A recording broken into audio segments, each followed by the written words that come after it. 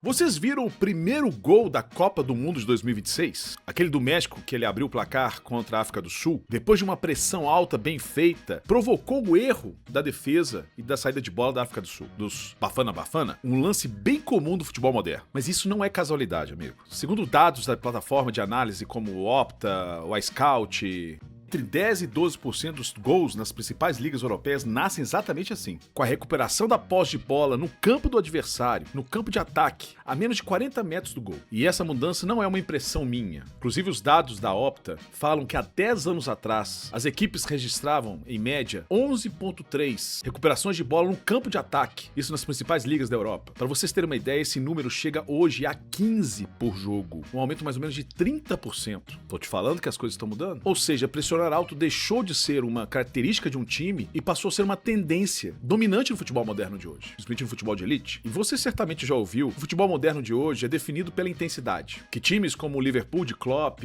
ou Manchester City de Guardiola, ou o Bayern de Munique de Kompany, sufocam o adversário na saída de bola. Isso porque o futebol evoluiu. Mas se eu te disser que a base disso tudo foi desenhada lá na Ucrânia há uns 60 anos atrás, e depois refinada por um austríaco, antes mesmo da Holanda de 74 chocar o mundo. Quer saber mais dessa história? Depois da vinheta eu te conto tudo. Olá, amigos sudacas! Hoje eu vou fazer um vídeo especial sobre táticas. E eu tenho estudado muito sobre isso ultimamente, resolvi fazer um vídeo especial, contando um pouco a história, porque eu gosto de contar histórias. Mas antes eu preciso me apresentar, eu sou Bruno Garcês, jornalista especialista em futebol sul-americano e este canal Sudaca Brasil. Tudo sobre futebol sul-americano e agora também sobre tática, né? Então, se inscreva no canal, deixe o seu like, compartilhe com os amigos se você gostou desse conteúdo. Aí, se vocês gostarem desse tipo de conteúdo, eu faço mais. Só depende de vocês. Antes, galera, uma informação rápida aqui. Eu falo muito aqui em proteger carro, moto, mas tem um seguro que muita gente esquece: a casa. E eu venho falando disso há um bom tempo. Pode ser casa própria, alugada, ou apartamento, ou uma casa no sítio, na roça, não tem problema. Em qualquer lugar. Todo mundo tem que ter um seguro residencial. E não é caro e não é complicado, amigo. Além de te cobrir contra incêndios, danos elétricos e várias outras coisas, quando você entrar em contato, pede para incluir assistência 24 horas. E isso te dá direito a eletricista, chaveiro, encanador e outros serviços. E já paga o seguro do ano inteiro. Entre em contato com a Minério Seguradora aqui no QR Code da tela ou no link que eu vou deixar na descrição aqui do vídeo. E aí me manda uma mensagem dizendo que contratou o serviço. Fechado? Então bora pro vídeo. E principalmente falando desse estilo de jogo que deixou de ser estilo de jogo e se tornou uma característica, uma situação de jogo que acontece muitas vezes. Tem crescido muito no futebol mundial. E hoje decide partidas, decide campeonatos. O primeiro gol da Copa do Mundo foi assim, de 2026. Mas antes eu tenho que te contar essa história de 60 anos atrás. A história da pressão alta é uma história bem antiga e muito mais interessante do que você imagina. Se você perguntar numa mesa de bar, muitos vão dizer que Rinus Michels ou Johan Cruyff inventaram a pressão alta, com aquele lendário time da Holanda de 74 ou Barcelona dos anos 90, mas a história tem outros pioneiros. Eu vou te contar. O verdadeiro pai do pressing atende pelo nome de Viktor Maslov, técnico do Dinamo de Kiev nos anos 60. Numa época que todo mundo marcava homem a homem, Maslov pensou diferente. E se a gente marcar por zona e morder o cara que tá com a bola assim que ele receber ela, ou assim que ele dominar, ele encurtou o campo.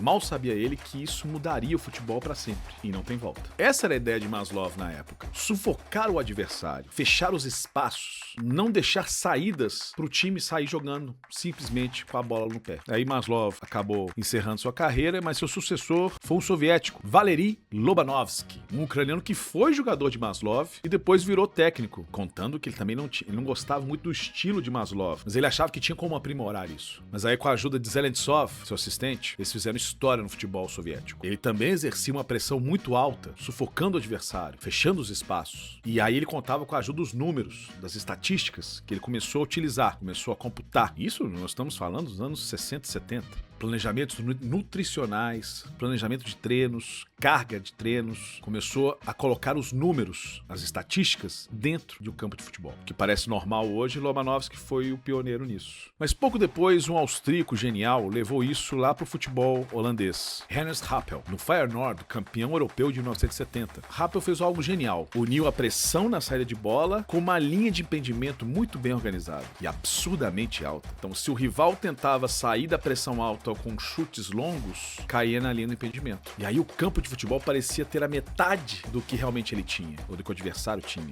E isso também é comum hoje. A maioria dos times trabalham em 1/3 do campo, quase o tempo inteiro, quase os 90 minutos. Times compactos. E 4 anos mais tarde o mundo mudou novamente. Aí foi Rinus Michels que aplicou isso na Holanda de 74, na Copa de 74. Injetou essa pressão alta com um time compacto, fechando bem os espaços, fazendo uma linha de impedimento e injetou ainda a genialidade de Johan Cruyff e outros grandes daquele time. E aí criou o futebol total, em que os jogadores revezavam de posição, trocavam de posição, mas eles tinham que manter mais ou menos o espaço. Ali a pressão alta virou uma obsessão coletiva e Michels chamava isso de caçar a bola. Repara nessas imagens da Copa de 74. O adversário mal dominava a bola no seu próprio campo de defesa e já tinha 3 ou 4 holandeses cercando, olha só, fechando as linhas de passe. O objetivo da Holanda de Michels era territorial. Eles queriam recuperar a bola logo para ter a posse dela. Que tem a bola, controla os tempos, controla o jogo. Valorizar a posse é ditar o ritmo. E isso causou um furor no futebol mundial. Muitos tentaram imitar, com pouco sucesso, mas alguma coisa ficou no senso comum dos times de futebol e principalmente os vitoriosos. A pressão alta, o time compacto, ter a posse de bola. Vimos isso na seleção de 82 de Tele Santana. Ter a posse de bola é ter o controle do jogo. Vimos isso no Barcelona nos anos 90 de Johan Cruyff, que aplicou essa tática e aprimorou em alguns momentos.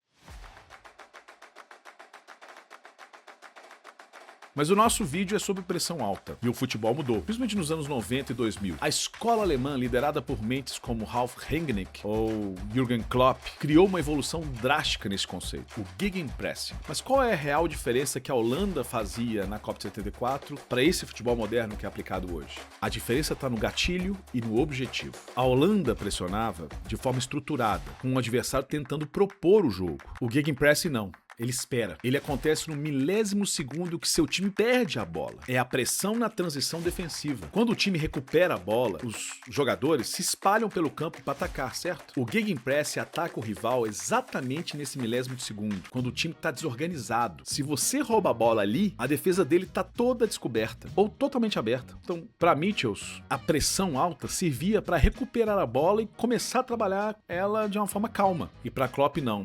A pressão alta é a própria jogada de ataque. Roubar a bola a 25 metros do gol adversário cria mais chances de gol que qualquer passe de um 10 genial. Quer dizer, a pressão alta substitui um 10 genial. E muitos times hoje, no futebol moderno, praticam esse Gegenpress. Ou praticam em alguns momentos da partida. Como roubar a bola no campo adversário é o caminho mais curto e mais fácil para um time limitado conseguir ganhar de um time melhor tecnicamente. É uma arma. Deixou de ser um estilo.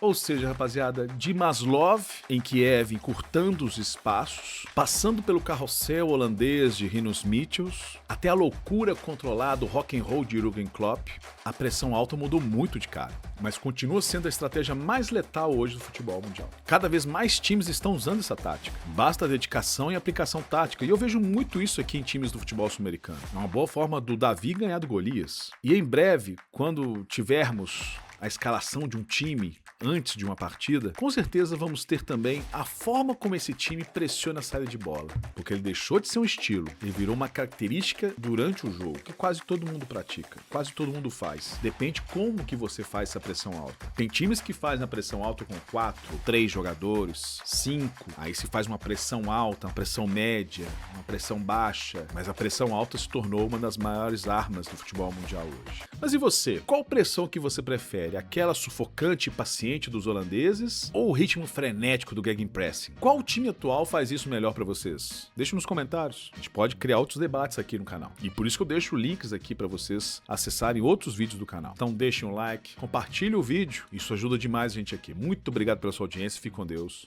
Tchau, tchau.